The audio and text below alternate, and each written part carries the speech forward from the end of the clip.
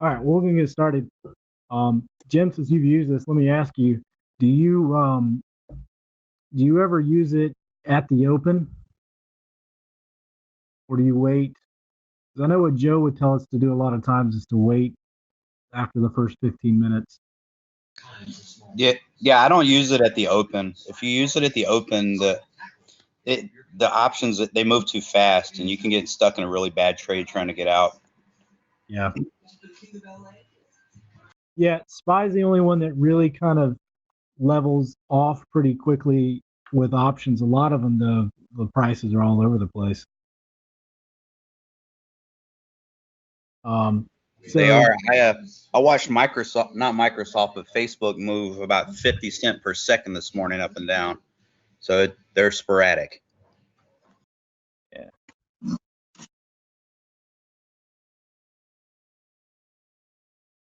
yeah, it gets crazy. You can sometimes get lucky with that and put a high sell order if you're swinging something and take advantage of it, but it's hard at the open. So I'm going to go over these settings, and if anybody, I know Dave's having issues. He's tried, poor guy's tried 3 times to get on. Um, it looks like Spencer finally got in, and so we'll go through this. And Jim, since you're using it, you can maybe add to this if there's any way that you use it slightly differently. But I'm going to go through the basics of this strategy. So, for those that don't know, the strategy was taught to us by someone in our former group, Joe, who went by the screen name of Scooby. That's why I'm calling this the Scooby Signal, because he's really the one that got us on this to use for day trading. Now, the main thing that I use for entries is patterns. So that's why you see tons of lines on my chart. I just draw lines like crazy. And so, like this kind of consolidation at the open right here on CRM. CRM, now, disclaimer on this is that not all the stocks follow this pattern. In fact, there's a number of stocks that really don't follow the pattern at all, and you just kind of have to watch for a day or two and see if it actually works. But CRM is one that I like, that I scalp a lot of times, depending on what it's doing. The first thing I think you got to do on any of this stuff, and this chart's going to look crazy, but yeah, Facebook, Microsoft, Apple, Disney, the big ones all pretty much follow it, which is what's nice because those are ones that are liquid anyways. But I go through and I find my support and resistance first. So when you're looking at this, you got to always keep support and resistance in mind. We already did a class on that, so I'm not going to beat that to death. But you got to find support and resistance. And I use pivot points like crazy, as I know that everyone has seen. Um, so pivot points are always on my chart for this. But let's just go through this on CRM here. So what we're looking at is a 1 minute chart for whatever your favorite stock is. We're looking at just using the indicators of the MACD, the money flow index, and momentum. And if you go into your, hopefully, yeah, okay, so that shows up. So if you go into your um, Thinkorswim to edit studies, you'll see I've got the MACD, but I got the MACD set um, to different settings. So this is what we had found out worked best, what Joe showed us worked best, changing these defaults of the fast, slow, and the MACD link to 5, 8, and 3, using the exponential moving average on the 5, 8, and 3 time frames. Is that still how you got your setup, Jim? That's how I have it set up. Yeah. that that's what works with this 1 minute chart, it seems like. Um, then just the regular money flow set on the defaults and the momentum set on the defaults. Okay. So this is a strategy. Now, in some cases, it seems to work on longer time frames, but I'm really just using this on the 1 minute. And so the MACD is just different moving averages showing us changes. And we're looking at, if you don't know how to use the MACD, one of the easiest ways to use it with the histogram here is to see where the trend peaks and where it turns over. And you could, I, I think some people use MACD as their primary indicator. Um, it's not reliable enough for me to use it like that. It's lagging. All of these indicators are really lagging, honestly. Um, but it's the combination of the three that makes them work. So MACD, if we're looking at MACD, when it gets to a high peak, and you can see this was the highest peak of the day, when it gets to a high peak, that's one indication that is probably overbought. We see maybe later, if you get to a low peak, kind of the opposite. And let's actually go back to Apple because that's the one that today really was a clear winner, easy to read. Um, so what you'll notice is that these three indicators line up and tell you kind of the same thing. Now, they don't always line up at the same time. So we're looking for the stuff to line up at the same time. So MACD is high, and the fast is coming down over the slow, and so that cross right there is an indication that it's the trend is turning. Now, looking at that in combination with the money flow index, the money flow index here is basically telling us volume um, of buying. So you're not only looking at, I mean, there can be accumulation all throughout the day, but if it's heavy accumulation, very similar to RSI, it's telling you if that's overbought or oversold accumulation or distribution. And then momentum is telling us the momentum of the stock. So is this momentum and high momentum, low momentum? But what we're looking for is which way is the momentum pointing at that particular time. Money flow is going to go up as the stock gets bought. And you can see out of the gate, money flow in the first 1 minute candle went pretty close to the top here, went all the way up to 91, 92. So it was pretty much overbought at the open. At the very least, that's an indicator right there that you may not want to get in yet because it looks a little, uh, when it gets like that. Now, it can still run in overbought territory, but it's telling you that it's got to come back down. It's got to sell some of this off before it can go back up. And so the way I use it a lot of times when it's heavily overbought or oversold, which it usually is on Apple, Microsoft, and Facebook. Let's just look at Facebook this morning out of the gate.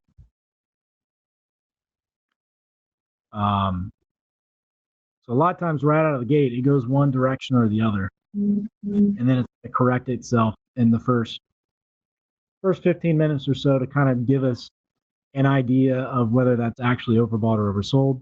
Let's see what Microsoft was this morning. So yeah, Microsoft was the same thing. And then it kind of leveled off.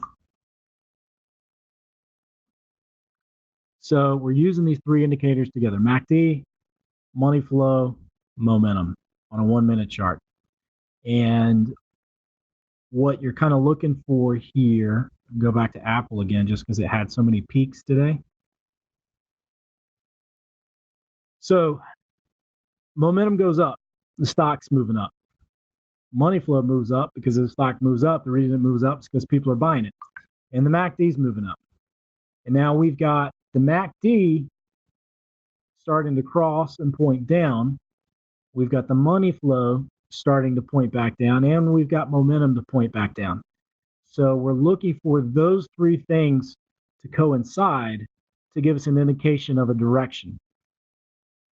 It's going to happen sometimes, and the main one that I look at, and Jim, tell me if you look at anything different, but the main one that I look at to tell me whether it's made a peak or made a bottom is if the money flow is at over 80 or under 20. And the nice thing that Thinkorswim does is it highlights it red when that gets into overbought and oversold territory.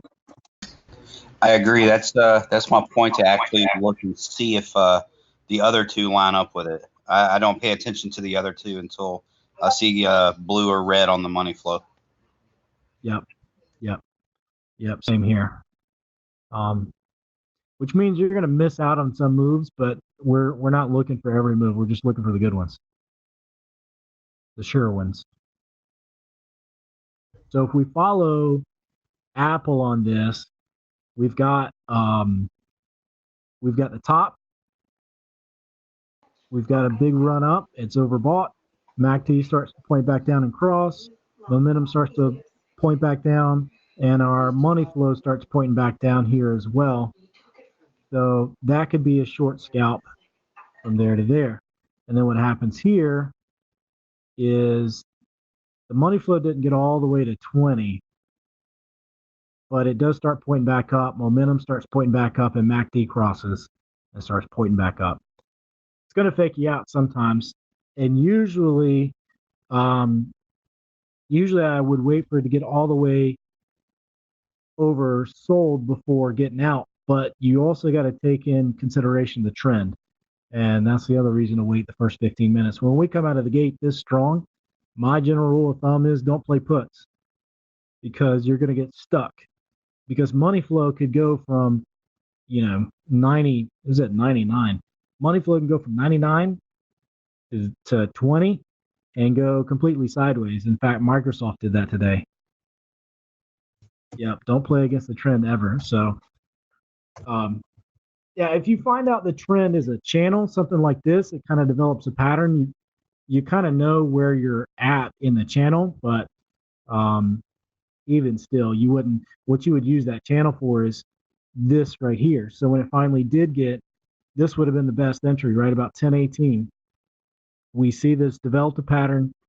It's moved up, and then this would be our buy, because MFI breaks 20, starts pointing back up.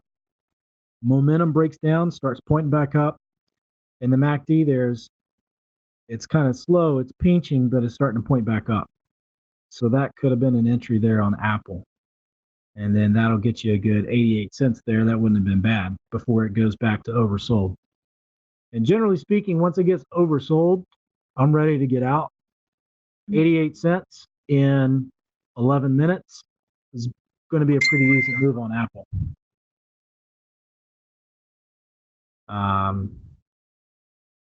So that's more or less how the Scoobie signal kind of works. One of the things that you'll notice too, and this is why you don't fight the trend, it's getting overbought several times, but just keeps moving back up and moving back up. So you don't fight the trend. You wait for that one good opportunity to play with the trend, get into a good high probability play there where the money flow is oversold. So it's a good buy entry. Momentum's pointing up. MACD starting to point up. And then we can get in.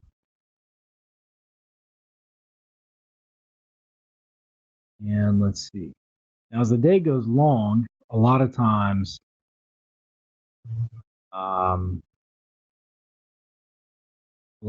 trends change. We had some news today. Let's go back.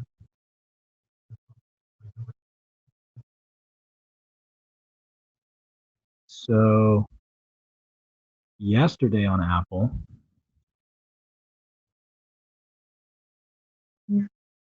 came out of the gate overbought, came out pretty strong, kind of went a little sideways. You could do an entry there. It would be a quick scalp. Wouldn't really get you much. But we're looking for the money flow to come back down. And so the other thing that I look at, even if it's not a play yet, is the money flow peaked. Money flow came back down, but the stock price stayed pretty sideways a lot. And so sometimes, even if it doesn't go all the way back down, if you've got a trend here and you've got money flow down, and then it breaks the trend. You can see that's when the buy-in starts right there when it breaks the trend. And MACD's pointing up, momentum's pointing up, money flow's pointing up. That's a good comfort, at the very least, confirmation of your trend break that it's going our direction. And then it gets overbought up here, so you get out. And that would have been a very nice, almost $1 move in 11 minutes again. And then over here, it starts to get oversold. And we got a little bit of a trend line there. Starts to move back up. Momentum starts to move back up. MACD does. It would have taken a little bit to move. But that would have been another 60-cent move. So that's pretty much how you use it. And you have to just kind of play with it during the market hours and watch it, because obviously we have the amazing benefit of seeing the entire chart here. But once you use it a little bit, let's see. Let's look at Disney, since you put it up there. Well, you can forget today on Disney. Good grief.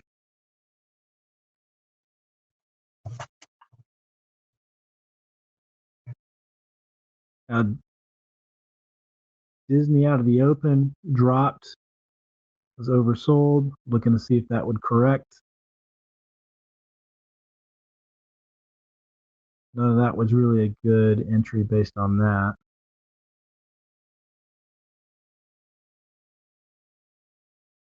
Now,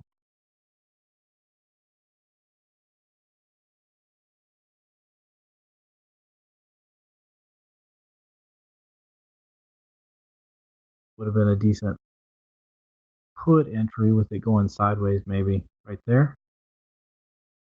Overbought. And like I say, the other thing I look at on MACD is how high is that peak, and that's one of the higher peaks of the day.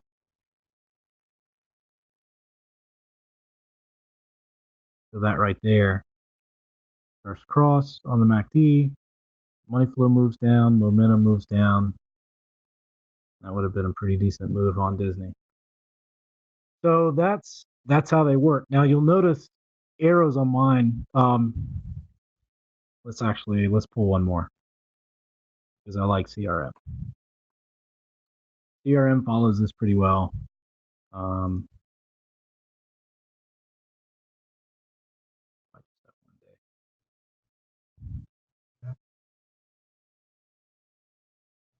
CRM, I found you can kind of play both directions. So this would have been a definite pattern here where it broke that. And that would have been a pattern for me. But as it gets up and it starts to get oversold here, overbought here, what you'll notice on that is that the money flow moves down here, but the price doesn't. That's very bullish to me. Price is actually moving up, money flow is moving down. That means, what that actually technically means is that people are buying, they're buying on the ask. So people are getting out, but the people getting out are getting out at the price they're asking for it. So the price keeps moving up. And actually, we had a pretty nice volume candle there too. And the price didn't move down. So, when you see those, you have to realize what's going on in the background, and that's a case that you stay in while the money flow sells off, giving CRM room there to keep moving up, and then it moves up there,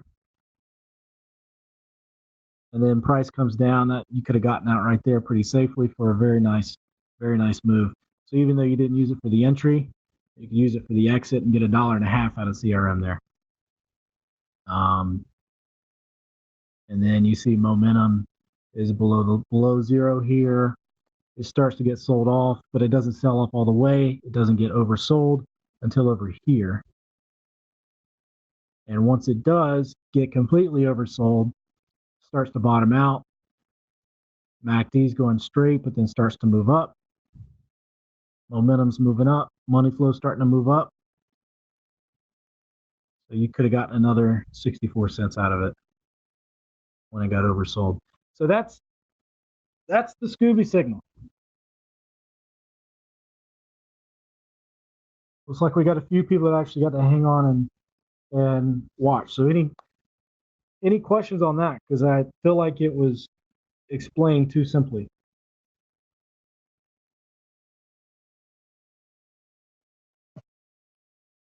Jim, anything to add? I do have some other things, but I just want to stop there.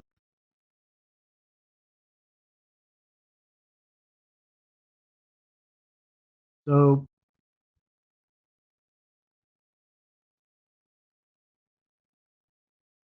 yeah, just wait for the most. So when I first started trying to trade this signal, every time the money flow would get down, I would try to jump in. And um, you don't want to fight the trend. So like right here, this is where it'll get you. It sold off, it was overbought, sold off, became oversold. But if you buy a call there, you're really fighting the trend, because if we back up, you can see I got my trend line over the top. The trend is moving down. So until it breaks this trend, this downtrend, you don't want to necessarily get in calls. I mean, it does move back up. All that's great, but that's not your most probable trade. That's not your most opportune time. Don't fight the trend. Um, Now, when it gets up here and it gets oversold, and we're close to the top of the trend, and the S2 or the R2 pivot point there, that's a good entry because we're at resistance. It's oversold. Momentum starting to move down on it, and so that would be the entry, but not over here. Over here, you're fighting the trend.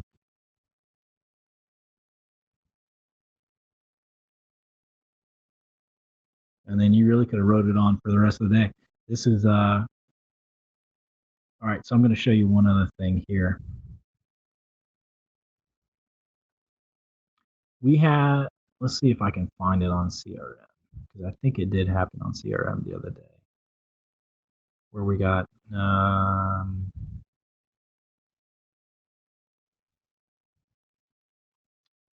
maybe it was Apple.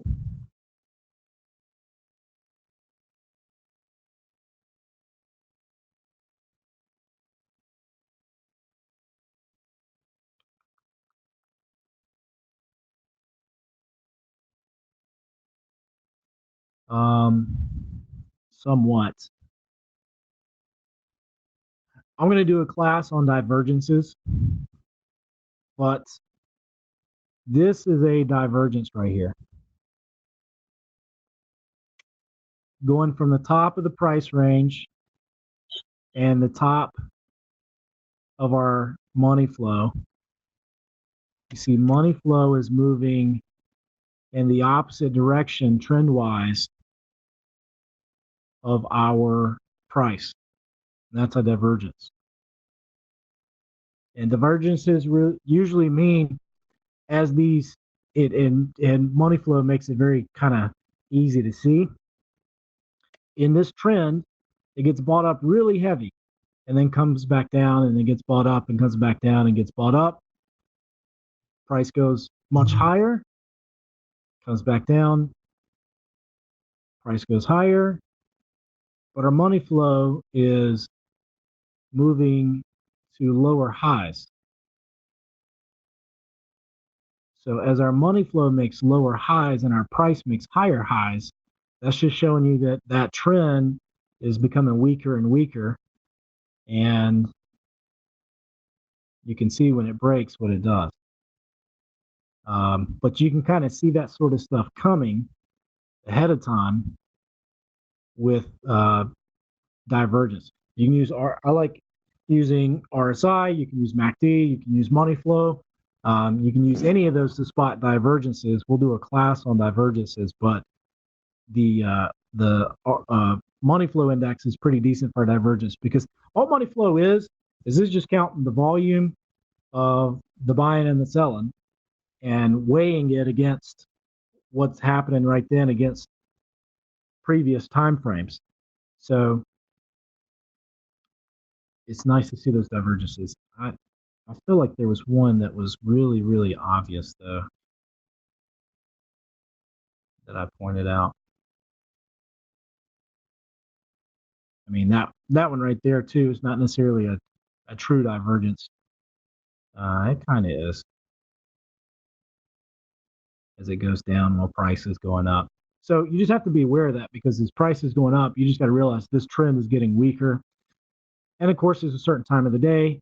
This is a play we actually made. That was a really nice play because we got news after it too. But you can spot that divergence there. You've got a rising wedge pattern. The money flow is telling me what's going on, and then wait for the trend break. And then it gets seriously overbought. You can always play the bounce. All right. Now, the last thing. Jim, do you have this Scooby MFI signal in your thinkorswim? No, I don't. So I got together with some of the other guys and we built some thinkscript. And that's what these arrows are on the peaks and the bottoms. It's reading that those signals and seeing when they line up for the most opportune entry. So like over here, you can see it's telling you, okay, this is definitely telling us something. This is definitely telling us something. And you can see it captures the tops and the bottoms pretty well. So we just coded some thinkscript, and what it'll even actually do is... Yeah.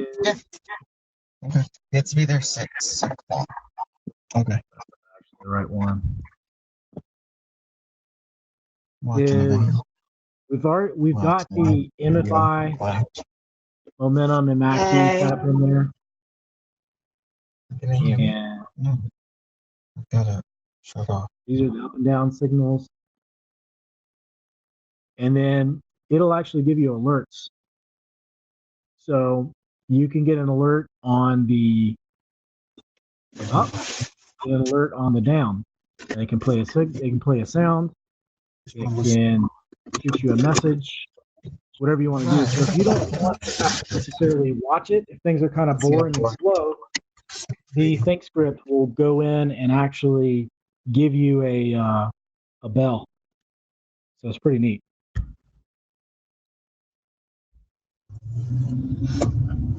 We wrote it up. It's over on the website. I'll send you guys the link to it. But that's a cheat, basically, a cheat way of using that strategy. I try not to watch a lot of stocks just kind of willy-nilly. My screens have Facebook and Microsoft, Apple and CRM, and I might rotate Wells Fargo in there or something else. I like to watch on that, but those are the ones that you. Justin Keepus has actually been watching Shop and saying that it follows the signals really well. So you just got to find one that you like. Boeing, I'm sure it follows them pretty well too. Yep. So you just got to find one you like and play it.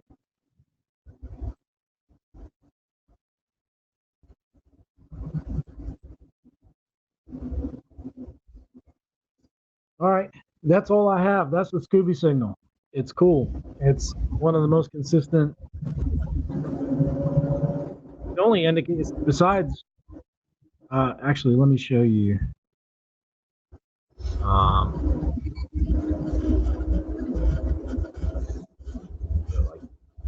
don't have so much stuff all over the place. So on SPY, depending on the day, but on SPY, I watch the 5-minute time frame. And it's just because in SPY, you get these big block trades, so it kind of skews the chart. If you've got, one candle that all of a sudden had 2 million shares in it, and that's totally normal on SPY, but it'll skew the money flow. ES works just fine. On my ES chart, I have it, and ES is a little more normal on the 2-minute chart. I watch the 5-minute chart. And if it gets overbought on the 5-minute chart, it's definitely got to come down. But see, then again, here we are a couple of days ago. MFI is totally overbought.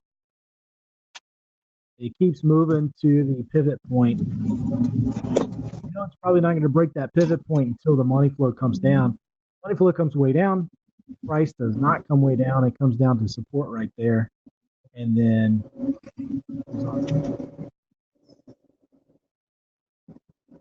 so that's how I use it on SPY. And then this is another nice bullish signal for the day. Totally overbought. It goes way into oversold status, but the price has come down below the pivot point there. Yeah, very, very nice.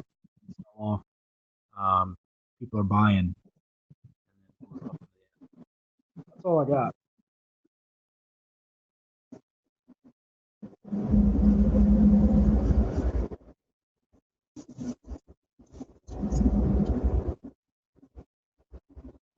All right. Yeah, I'll share the link. If you guys have any questions, hit me up. I think pretty much everybody, because so many of us came from Joe's group, I think most of us still use this every day.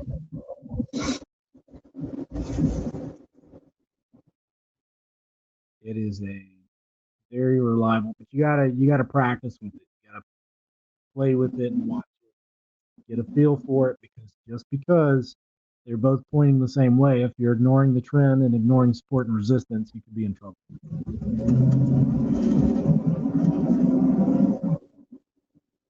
All right, guys, I appreciate it. It looks like a few people ended up actually being able to get onto meeting tool through Amazon. I figured if Amazon wrote a meeting tool, it's got to be good.